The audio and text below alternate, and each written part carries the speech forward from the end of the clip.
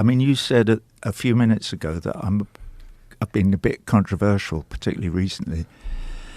And part of the controversy is about the Ukraine and what's the right thing to. All I've done about the Ukraine is to try to lend what little weight I have, to put that tiny bit of power I have in my shoulder to the wheel of encouraging anybody I can get to listen to stop the war, including Putin. I've written to Putin. I wrote to Putin 4 or 5 days ago because people were saying, why don't you tell Putin?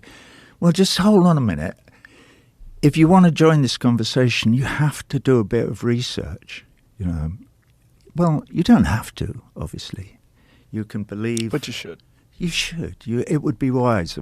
If you took my mother's advice, you would, before you expressed an opinion about what's the right thing to do. And also, when you're thinking about it, if you want my advice, you will constantly put yourselves in the position of that young Ukrainian man or woman on the front line and that young Russian man or woman in the front line and their parents and their uncles and aunts and their brothers and sisters and the misery and pain and the lack of anything good at the end.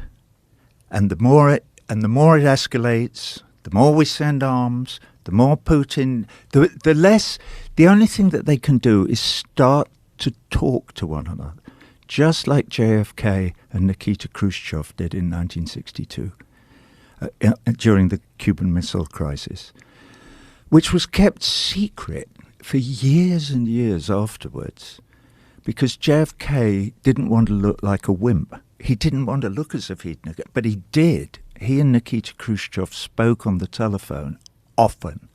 And at the end of it, they did a quid pro quo deal where JFK said, I'll take all our medium-range missiles out of Turkey and wherever else it was. Turkey was the main one, if you take your missiles out of Cuba. So they put their hands across the ocean and shook hands, and that was the end of it. And they did it. And they kept their word. They kept their word to that bargain. And that led on to the later conversations between Reagan and Gorbachev and the non-proliferation treaties and all the other things that made our planet a little bit safer from the possibility of nuclear catastrophe. Not safe, but a little bit, until now. And now, by the second, it gets more and more and more and more dangerous as this thing is allowed to escalate. So I'm making my position entirely. All I'm interested in is a ceasefire and for talks to begin. That's all, nothing else. What did you say to Putin when you wrote to him? I said that friends of mine think that... I said, I need to pull the letter up if you want to really hear it. But... Sure. Okay. I'll tell you one thing I said before I pull it up, because it'll take a minute, was that I said some friends of mine... Because I have a guitar-playing friend in England who wrote to me, why are you trying to suggest peace and a ceasefire? This man has to be... He's a monster.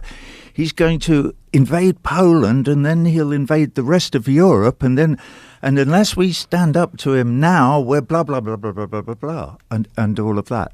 So one of the things I said to Putin, a friend of mine thinks that you're going to invade Poland and the other Baltic states and that you're then going to advance on Europe and blah, blah, blah. If that's true, please tell us now so we can all just say, all right, and blow ourselves to smithereens, because that's what's going to happen if you do that. For sure, for absolutely sure.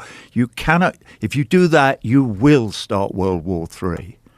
We know that the Ukraine situation is complicated and it's been 20 years in the making and it's, well, I won't go into the American end of it. I will. If you've got a minute, I will. Yeah, I've got plenty of time. All right. Yeah.